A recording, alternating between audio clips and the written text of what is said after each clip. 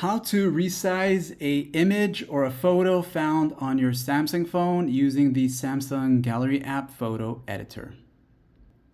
So if your Samsung phone has Android 14 or even 15, which this Samsung phone has, go into the Gallery app of your Samsung phone and find that photo that you want to resize it. So go into wherever it is, and let's just say it would be this photo here. So when you select the photo, you'll see these additional options to the bottom area here. Go to the edit icon pencil right there, and that's going to take you into this view mode. Now, when you're here now, you will see these three dots at the top right. Tap on that one time, and then you'll see the option that says resize.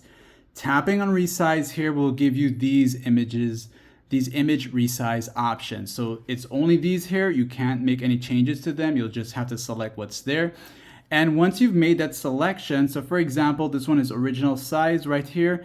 You can make it smaller if you want to. So maybe I want it to be the 60% one, and you will press done. Now, before you press save, let's say you want to save the original one and also just save the newly resized option. So you want to have two separate files.